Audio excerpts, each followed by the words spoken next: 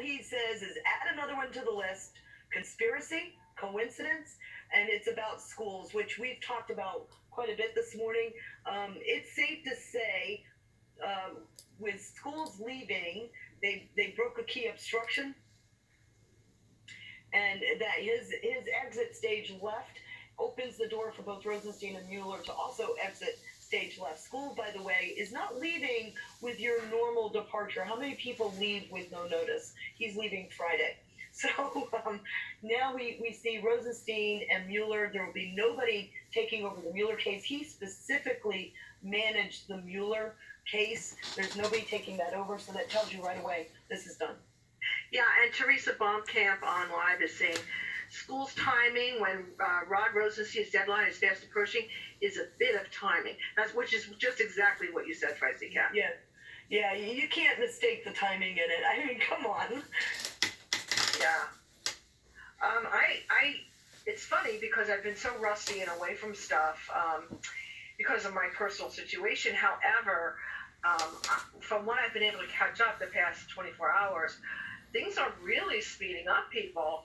I mean, this is what we've all been waiting for. You know, this is the key to everything. We've been watching, and I've said this before.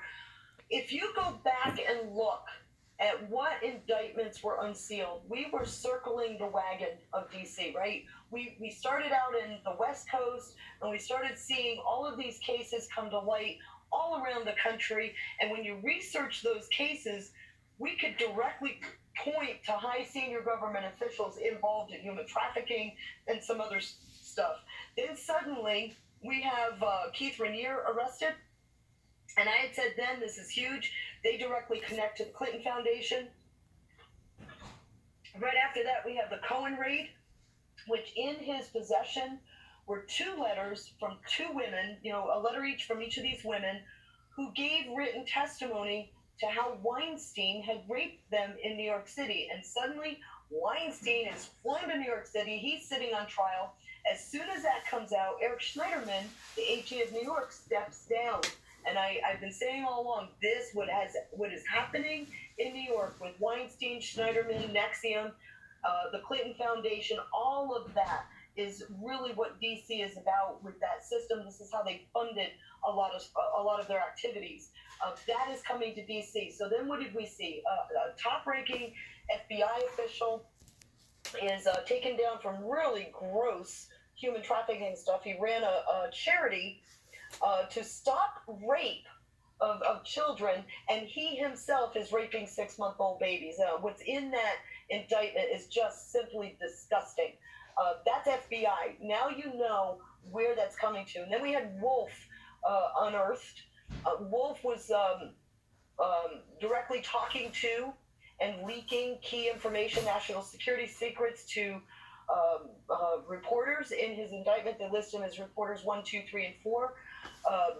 Sundance did an excellent breakdown of that. We already knew that Manu Raju of CNN was reporter number 1. We knew that it all centered around Carter Page, by the way. That was male number 1. Don't you just love Sundance? Oh, love Sundance. Oh, he's one of my favorites. I've known him for years. I love the man. We know that Ali Watkins was reporter number 2.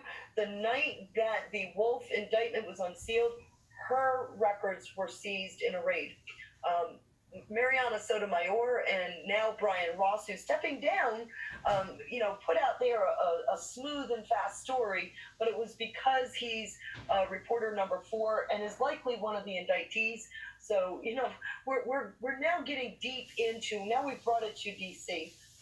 Then we have A1 answers to his bank fraud charges today, gets a limited immunity deal for non-violent crimes. And from what we know he's dealing with, we know we're talking treasonous stuff. So now we're kicking off Freedom, Stringer, 229, all of the UCMJ stuff, the military tribunals. We're talking high crimes against the state. Any guesses as to who Trump will bring in for Supreme Court? Any guesses? No, I've seen the list. I've researched many on the list in the past. No, I hazard a guess. He likes playing the media, and so he will float names